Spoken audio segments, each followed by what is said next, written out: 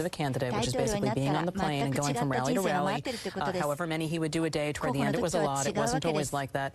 They are trying to impress upon him that your life is about to change dramatically. So what he's doing right now doesn't necessarily reflect what we will see later. I just think the reality of the job will catch up to him at some point. It's interesting. We're about to hear from Hillary Clinton. This will be her first remarks. We don't know if she's exactly what she's going to say. We're going to bring them to you.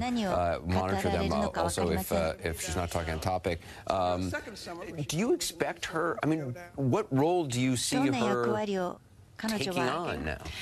That's a great question, Anderson. I think she's going to continue to be involved in all of the issues that she has cared deeply about her whole life. Issues having to do with women, having to do with kids, perhaps some kind of, global work. I'm sure she will be continuing to work with the Clinton Foundation. Her voice will continue to be heard. So you think the Clinton Foundation continues apace as it has? Absolutely. That's my thought. Because there's no conflict of purpose. That's exactly right. And that's the tremendous work that the Clinton Foundation has been doing from day one in terms of saving lives. I think it's something that should be something that continues from a global perspective. And for those who oppose Donald Trump, you were a never-Trumper. What is the role you see for those people, whether they're Democrats or Republicans? Is there a time where they are waiting to give Donald Trump a chance and see what happens, or does the resistance continue throughout? Look, I think that on the one hand, he's now the president of all of us. And if he fails, we all fail. And the cost of failure is really scary. If he fails on national security, if he fails on detecting a terrorist attack, American lives could be in danger. It is a scary, scary thought. So we should all be hoping that he succeeds, that he has a good administration, that he can create jobs, that he can stabilize the economy, that he can do good for the country.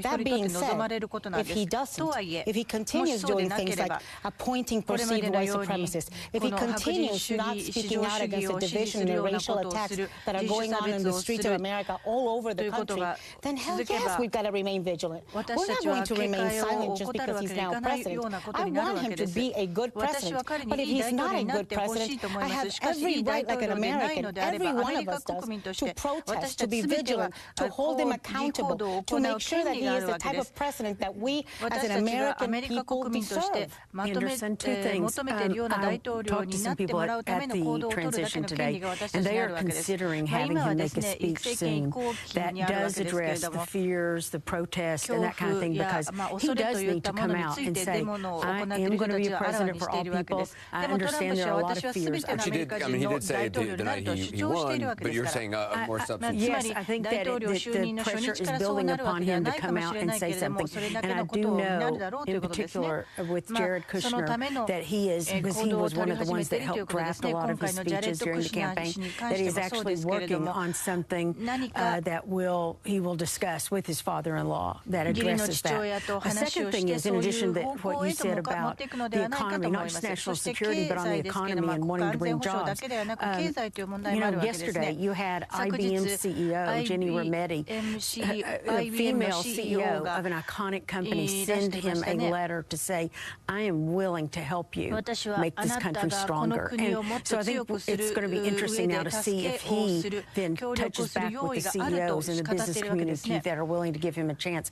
And I had lunch with a bunch of CEOs yesterday, and they said to me that Jared Kushner was one of the people that gave them hope, because they think he is a very calming influence on Donald Trump. And he is a bright guy. If he does do that, if he does do the speech, which is something that I mentioned he should do from the get-go, because even though his speech the night of the election was very magnanimous and very gracious, 5 minutes of nice words does not make up for 15 months of insults, which is what a lot of these communities of color and women in general have felt was what his campaign was all about. And then bringing in somebody like Steve Bannon just kind of rubs salt in the wounds. If he is able to do that, and he does it in an incredible way, I think that is a very good first step, but emphasis on the first step.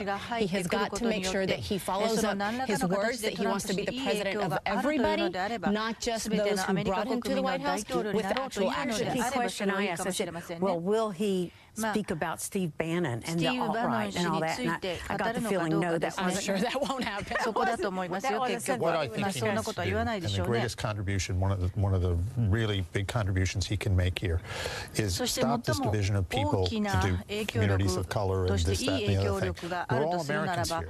And I do think that, as I've said many times, that we have been divided repeatedly into different groups, and it only produces bad results. Let me respond to that. Look, those are really pretty words, and I appreciate you saying them, and I actually think you say them genuinely because I know you. But here's the problem. He unleashed this. He was a dividing factor. He inserted it into the rhetoric. He has been talking about division and dividing us into Mexicans and non-Mexicans and immigrants and Muslims for the last 18 months. It is now his responsibility to put Humpty Dumpty back together. Public remarks tonight since conceding the election. She's at a Children's Defense Fund event tonight in Washington. She's just taken the stage right now. Let's just listen in, see what her remarks are on. We don't really have much guidance or any guidance really on what she's going to be talking about. Let's just listen in. Oh, thank you. ありがとうございます。Thank you. Thank you. ありがとうございます。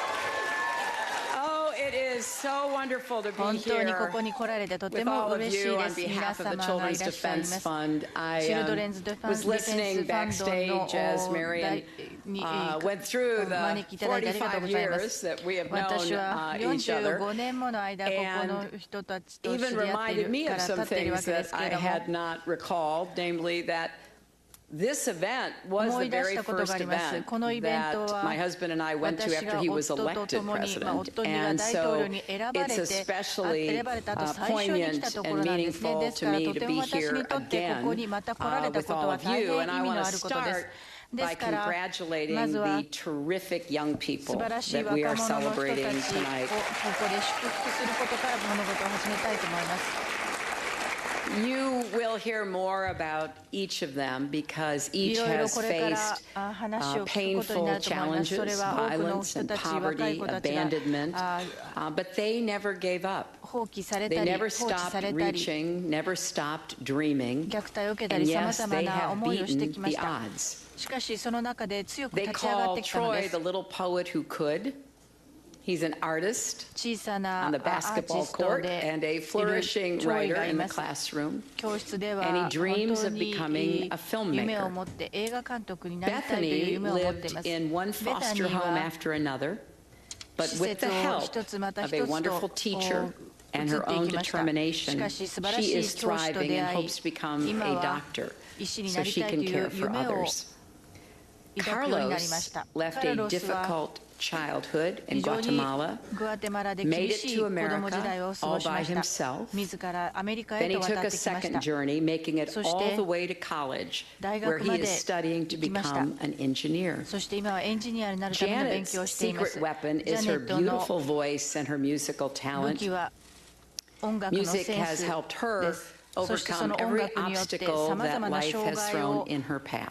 乗り越えてきまし And た。 Yushabel ユシェベルは persevered through domestic violence at home 国 and bullying at 家 school 庭内暴力 and や found 学校 her でのいじ voice めに producing a 会ってき student ました。 television しか show し at school, 学校 and で now 学 she has 生の set テレビ her 番 sights on 組に出ま becoming し a た。そして今 journalist. はジャーナ We're リ going ス to ト take に a な quick りたい break. という We're 夢 going を to 持っ keep ています。 monitoring Secretary Clinton, bring you ク any リントン news 前国 that 務 she 長 may 官 make が tonight. こ Bring のど that の to よう you. な発 Coming 言 up をす next, my るのか、こ conversation の with 後 Megyn も注目 Kelly し and her てい new きたいと思 memoir. いま The す。 Fox News さ anchor て、 opens up about her FOX ニュースの controversy キャスターであ with るメー Donald ガン・ Trump ケ during リ the ーさん、 campaign and a lot 選挙 more. 戦でトランプ氏とさまざまな話題を提供しました。この後お送りします。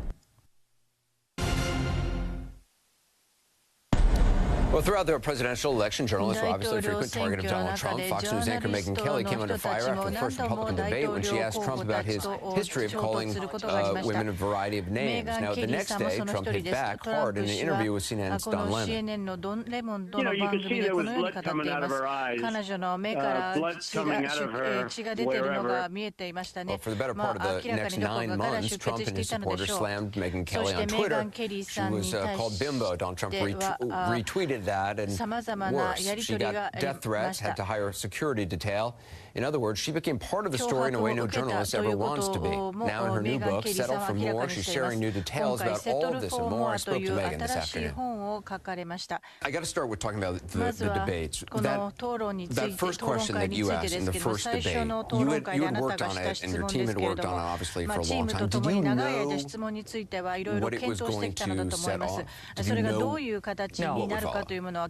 I don't think I could have ever imagined what would come after that question. I knew he probably wouldn't like it, right? Because Trump had already shown himself to be a little sensitive to, tough questions. He had already called you up.